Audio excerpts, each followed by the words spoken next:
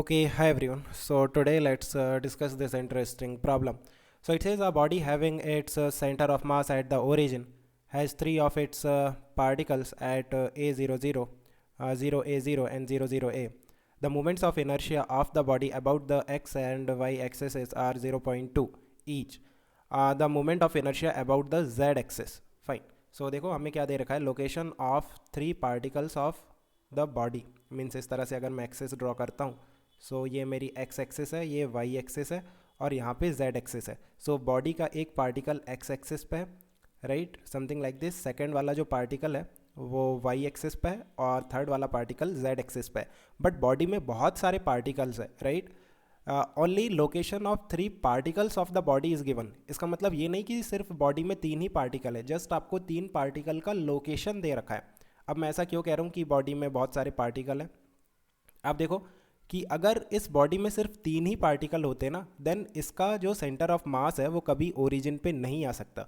जैसे मैं x coordinate of centre of mass की बात करूं, सो जैसे ये जो पार्टिकल वन है इसका मास हम m1 ले लेते हैं, इसका m2 ले लेते हैं और इसका m3 ले लेते हैं. Now find out the location of x coordinate of centre of mass. X coordinate of centre of mass क्या आएगा, देखो m1 का एक्स कोऑर्डिनेट कितना है a, प्लस m2 का एक्स कोऑर्डिनेट 0 प्लस m3 का एक्स कोऑर्डिनेट 0. सो वो 0 हो जाएगा divided by m1 plus m2 plus m3. You can see it is not 0, ये 0 नहीं हो सकता, राइट.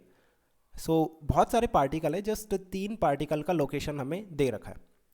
सो अगर हमें सारे पार्टिकल्स का लोकेशन नहीं पता, देन जो सिंपल वाला फार्मूला है, जो basic formula, that is summation of M I and R I square, right, इससे तो नहीं हो पाएगा क्योंकि हमें नंबर ऑफ पार्टिकल्स ही नहीं पता, उनका लोकेशन भी नहीं पता, राइट. सो ये इस मेथड से तो नहीं निकाल सकते. अब इसके अलावा हमारे पास दो और मेथड है, that is by using theorems. So हमारे पास दो थ्योरम है, एक है परपेंडिकुलर एक्सिस थ्योरम एंड एक है parallel axis theorem, right. Now perpendicular axis theorem हम प्लेनर बॉडी में यूज़ कर सकते हैं, बट यहाँ पे जो तीन पार्टिकल दिए हैं बॉडी के, उससे ये क्लियर हो जाएगा कि ये जो बॉडी है ये प्लेनर नहीं है, बिकॉज तीनों पार्टिकल तीन अलग अलग एक्सिस पे हैं, राइट.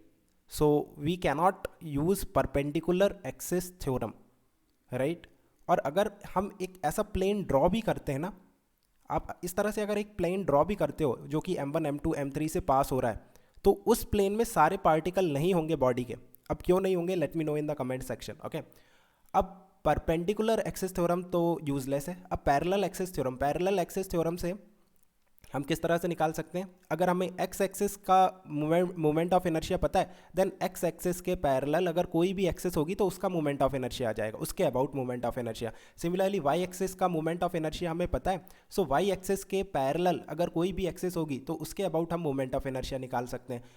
जेड एक्सिस के अबाउट हमें मोमेंट ऑफ इनर्शिया नहीं पता होगा, means we cannot find out the moment of inertia about Z axis, क्योंकि जेड एक्सिस के पैरेलल हमें किसी एक्सिस का के अबाउट मोमेंट ऑफ इनर्शिया नहीं पता. So I think you have understood. So answer will be we cannot find, right. So let me know if you still have any confusion, we can discuss further. Okay guys, keep working hard, best of luck, bye.